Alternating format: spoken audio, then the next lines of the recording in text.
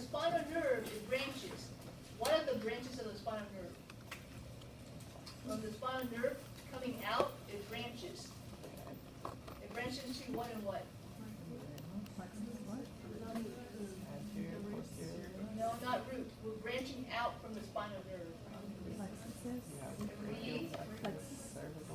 Well, before we come plexus, rami, right? What are the rami? Anterior rami and posterior rami. Anterior rami versus posterior, which is bigger? Anterior. So which one do you think will be in the nerve plexus? Anterior. Okay. So it's the anterior rami that we're focusing on. Anterior rami. And all the plexes are listed here, which is also on your list for lab. So let's take one at a time. Now for the lab list, I only ask you to know brachial and lumbar because that's the arm and the leg.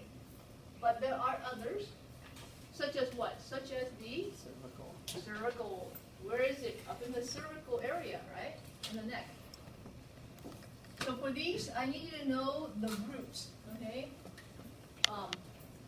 What spinal nerve? What spinal nerve? So cervical plexus is going to be C1 through, and when I say C1 through C5, what do I mean? Spinal nerve. Okay. Spinal nerve. See how it's coming out of the vertebra? Okay. Spinal nerve C1 to C5. Okay? You guys understand from now on? Okay, because it just takes two on the right S end all the time, right? Spinal nerve. Now specifically though, spinal nerve anterior ramus. Spinal nerve, but it's the anterior ramus we're concerned with. Okay? Anterior ramus. Alright. And it comes out and it does a lot of the stuff here. Okay. So don't worry about what it does because that's physiology. I just need you to know the location. Make sense? That's pure anatomy. So what I wrote on the board: cervical plexus, C1 to C5, anterior ramus.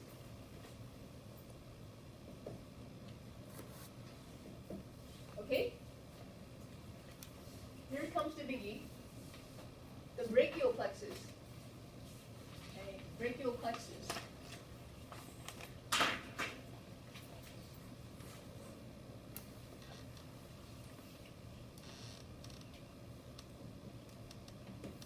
And in this case, what's the root?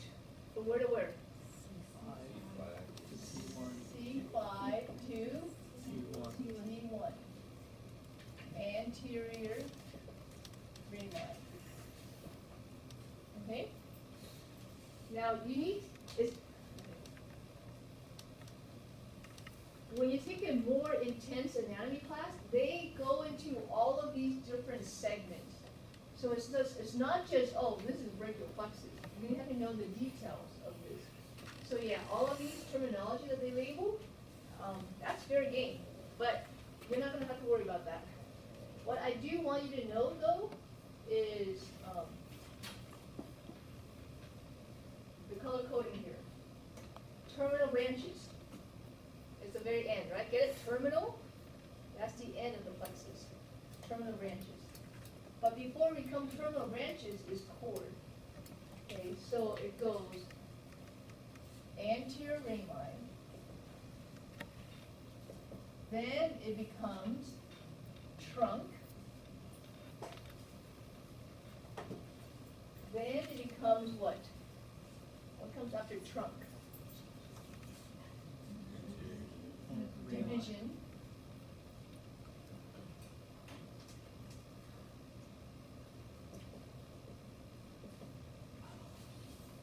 Divisions, and then it becomes cord. Then it becomes terminal branches. Okay? Do you guys understand the color coding? Okay, so here are the anterior rami, right? That's orange. then it becomes the blue thing, which is trunk, then it becomes division, then it becomes cord, then it becomes terminal branches. Okay, so that is what you're gonna have to worry about. Okay. You want a big picture with everything labeled for you? There we go. Okay, but just want you to know that trunks, division, cord, and then branches, terminal branches. So that's the end. That's the end of the plexus. So this whole thing is the brachial plexus. Okay. And it's gonna cover both sensory and motor in your arms. Okay. So your sense of touch, feel, everything, and muscle movement. It's all in this mess. Okay. Why do you think we have this? I mean, is this to make your life miserable? It's beneficial to the body. And let's kind of logic it out. Why is this beneficial to the body? Why don't we just have a straight liner? You know, like C5 going all the way down here. C6 going to here. C7 going here. Why don't we just do that? Why do we have this mess, this tangled It mess? actually helps you to have more nerves to be able to tell what happens to you so your body doesn't get hurt, right? Yes. So in other words, you have multiple roots going to any part of your hands and your arms, right? Multiple roots going to your territory, your distal territory. Okay? Because do we possibly have injury that affects the roots? What do you guys think? Yeah. So we might have injury that affects the roots right here, correct? For you to lose function in your arm, you have to lose how many roots? 3. All of them, right? For you to lose all motor and sensory in your arm, you're going to have to lose all of them. Oh yeah, because you can't move it without the nerves, huh? Right. The nerve will be damaged. If something happened to this root, this root, this root, this root, and this root, you cut them all out, then you lose all function in your whole entire arm. Okay? But what if you only lose one? Let's say only that guy got injured. Are you going to lose all sensation in your arm? No, because you have compensation from the other roots. You guys see? And they're going to come in and they're going to be able to preserve most, if not all, of your function because only one is taken out. You still have contribution from the other branches around it. And that's the beauty of a plexus, is to allow us to have some injury, but still have function. Because our hands and arms are important. What do you guys think? Yeah. So better to do this plexus than a straight shot. Because a straight shot means if you took it out, that's it. That part is gone. Does that make sense? Okay, so that's why plexus is incredibly complicated, but it benefits us. Yeah. So could you add like those terms to the list we just did too? Or is that? No. This is a lecture. This is a lecture question. Yeah, The but the green list is only a lab because I don't have a model that shows this. Not, at least not yet. yeah, I mean like the pathway. The The pathway we did earlier. Oh. Like adding on. Hey, I could. Okay. And then that list of not 14, but is now 20 Mm-hmm. item, right? Yeah. So it could be. That's a lecture question. Yeah, but this green list, we don't have a model that shows this. Okay.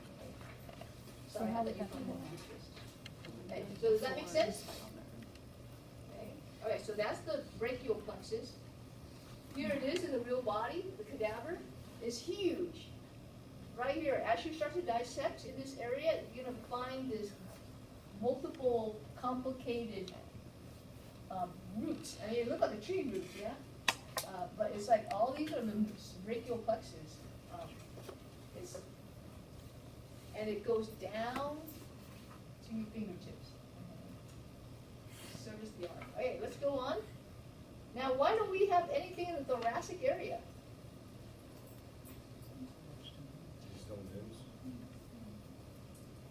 Well, actually, we don't have plexus in the thoracic area. What do we have? What are these things? Ribs. What do we have? What kind of nerve? Intercostal nerves. They're nice and easy, yeah? One per rib. Agree? Because is there a whole lot of territory here? So an intercostal nerve is enough. Not complicated. Okay? Okay, now so we're done with the intercostal nerve. Now go down further to the lumbar. Okay, so lumbar plexus.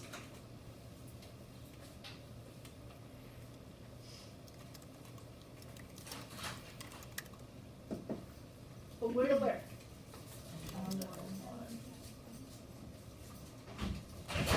Okay, so notice I skip all the thoracic because that's intercostal nerve, right?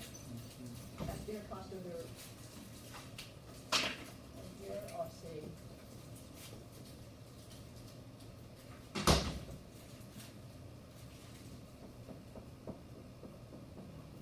Okay, T1, T1. Alright. We don't have any plexus. Then we go to the lumbar plexus, L1 to L5. And here it is. Okay. Here it is in the body. You can see it. And that's where it goes down. So what part of your leg? What do you guys think? Great sections. Pretty much up in the thigh, right? Anterior, can you see how it's in front of the femur? Right, so anterior thigh, maybe the middle part of your thigh, right? So that's lumbar plexus. So L1 to L5, anterior rami. And it covers the thigh region, anterior thigh and mid. Then comes the monster, that's a sacral plexus.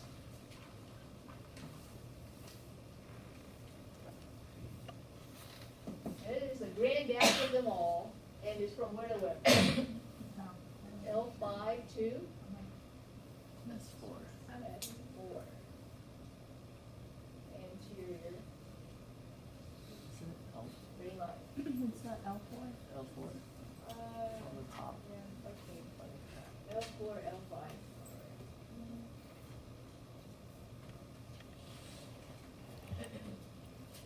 Okay.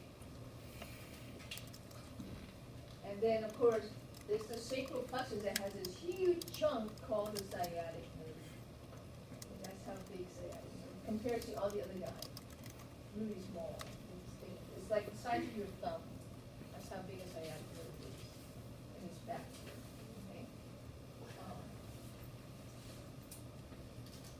Okay? And where does it cover?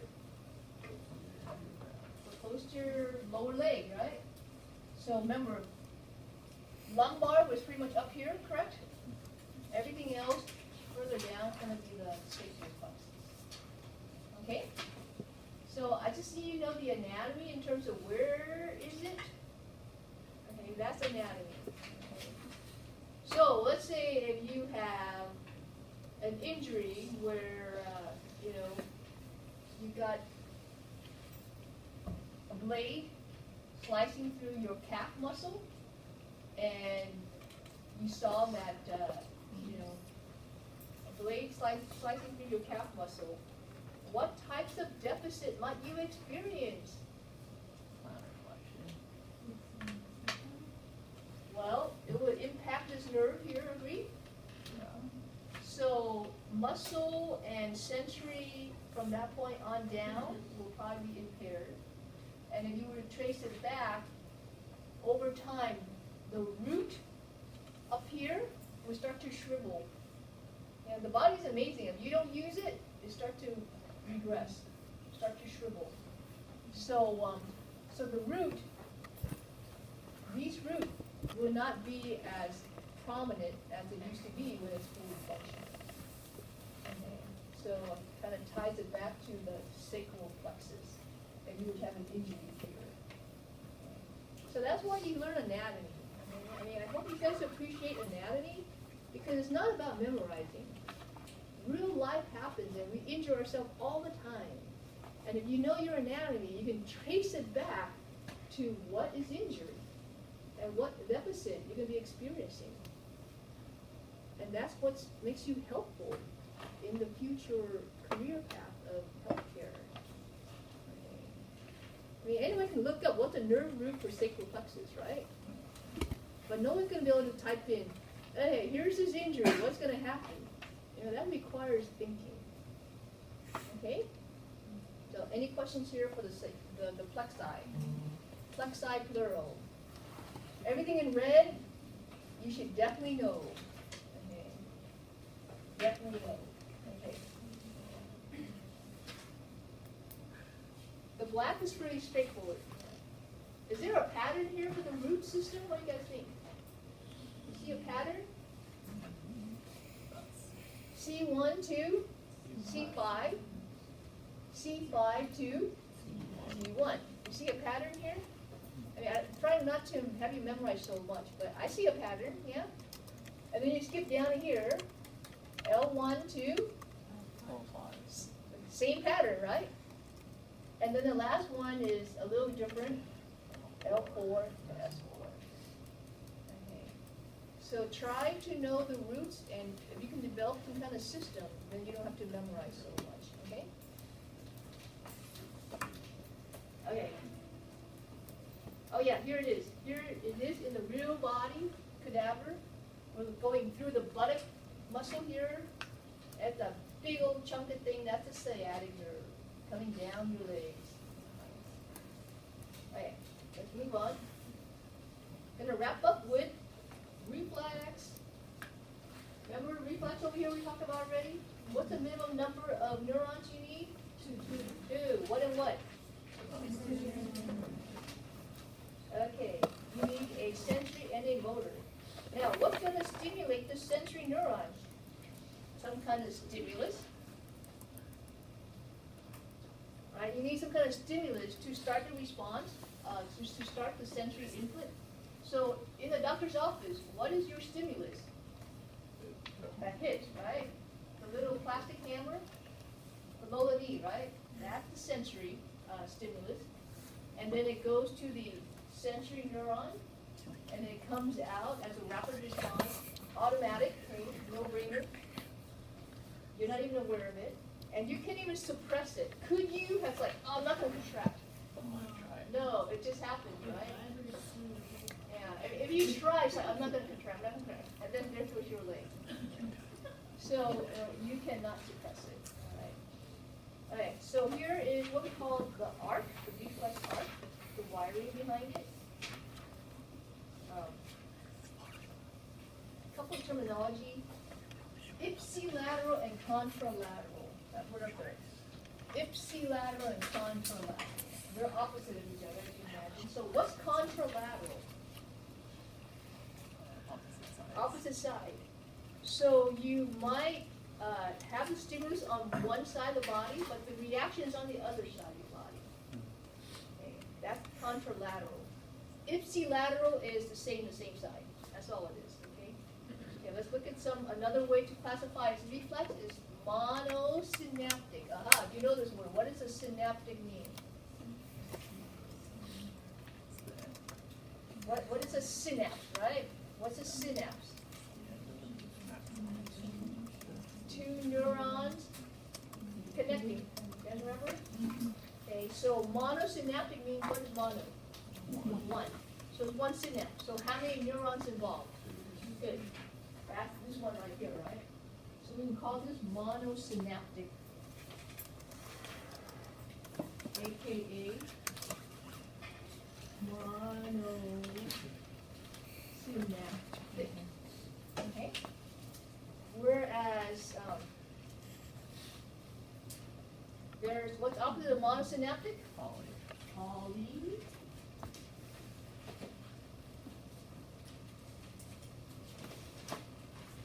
Poly means many, correct? So here you're going to have interneurons. All right, you've got to have interneurons to have a polysynaptic. Does that make sense? right? You must have interneuron for there to be a polysynaptic. So here's a synapse right here, the synapse right here. Okay, so at least two synapses. So that makes it poly. Okay, so let's look at a picture. True or false?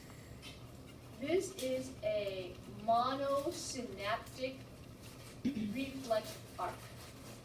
True or false? Monosynaptic reflex arc. Okay,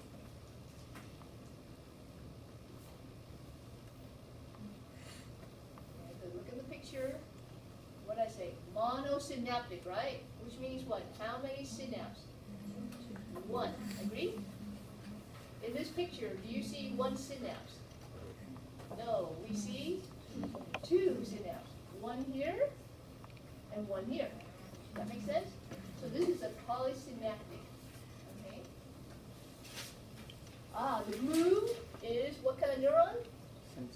Sensory. Oh, what is that dot? Cell body. And what is this bump? What kind of ganglion? Dorsal root ganglion. Make sense? I don't know. How many times have you seen this today? A lot, right? Where is this synapsing? What? Give me the name of this area. Dorsal horn. Now, the fact that this is the skin, agree? Be more specific. Give me a better name than dorsal horn. Somatic sensory nucleus is a better name. Because it's your skin. Does that make sense? Okay. All right. So this purple neuron is called the interneuron. Yes, interneuron. Aha. And then we're going to synapse here, agree? And look at where it goes. So what is this red neuron? This is the motor neuron. And it goes to, what do you think this is? Bicep, right? In your hand, in your arm? Is this skeletal smooth or cardiac muscle? So therefore,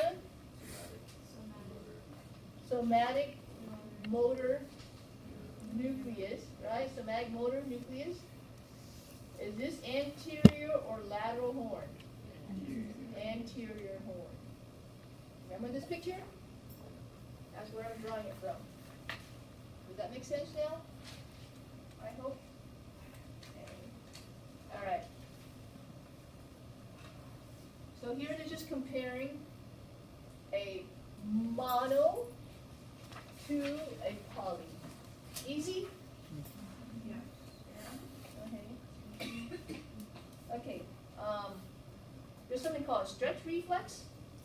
It's a monosynaptic reflex, and that would just be another name for the knee jerk reflex, because we stretch the tendon, with that hammer stretching the tendon. It's a stretch reflex, so that's what causes the stimulus. Golgi tendon reflex allows, prevent the skeletal muscle from tensing excessively. So, just a couple of things, not all that important. Okay, now let's talk about, earlier I said contralateral. Guys remember contralateral? What does contralateral means? Opposite side. Okay, so here's an example. You're walking barefooted and you step on something sharp. I know you don't think about this, but let me just tell you what happens. As you step on something sharp, this foot goes up, right? Let's say the right foot step on something sharp. So this foot goes up, agree? So that's ipsilateral reflex, automatically. You don't even think about it, it goes up.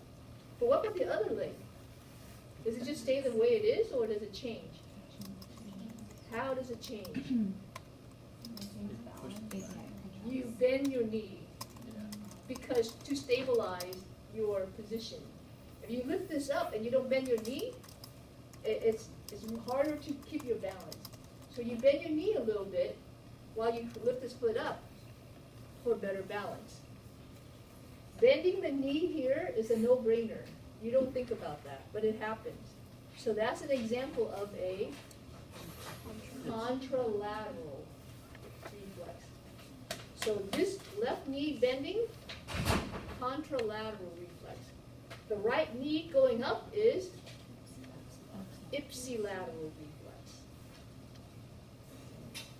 And you're like, that never happened to me. You guys ever step on something sharp?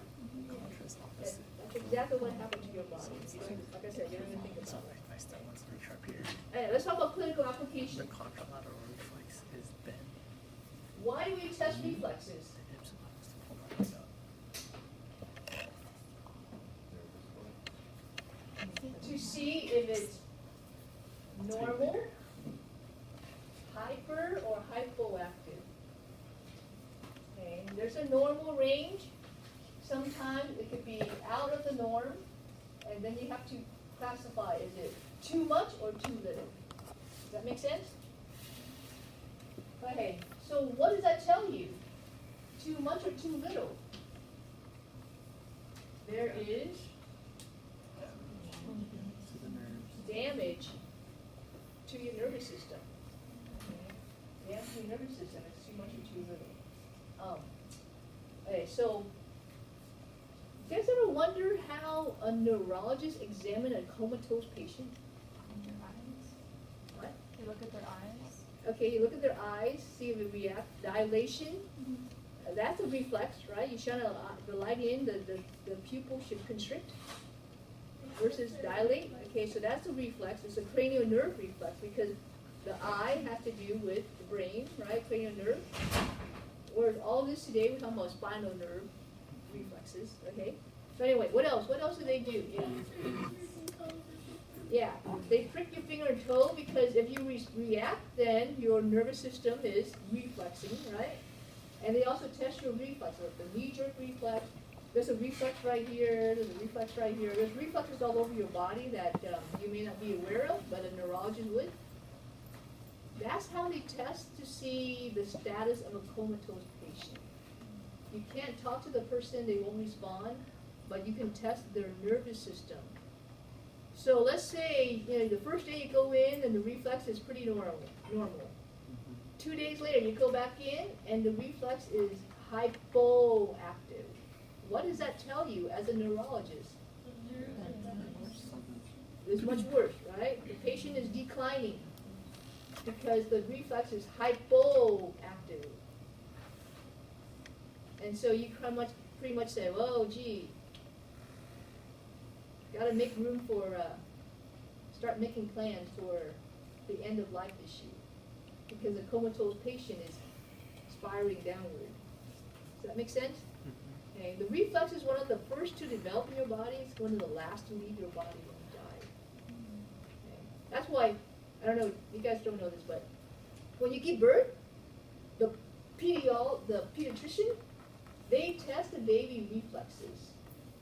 Okay, they test the baby reflexes. And all babies will have, hopefully a healthy baby will have a normal reflex in their test. And right away, the minute it comes out of mom's womb, the pediatrician's there, they take your kid, wipe him or her, and then they start the reflex right away. Yeah, and so right away, within minutes, they know if you have a healthy baby and that you stay in the regular nursery, or you gotta put the baby in an incubator because this baby's not gonna do well because they test reflexes. You're not gonna be able to ask the baby, hey, how do you feel, right? Right. So reflexes is pretty amazing when it comes to clinical application. All right, does that make sense? All right, one last thing before we leave here. Let's look at how the the spinal cord develops. Week 4, you have this tube, okay? And if you were to cut right here, what do you see?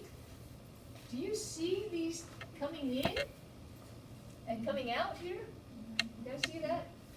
Very premature, right? Central canal is this big old thing here, once upon a time.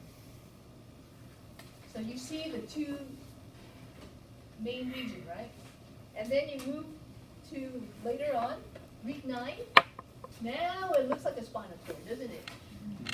Okay, so right there at week 9, 2 months of birth, 2 months of pregnancy, you see, what is this?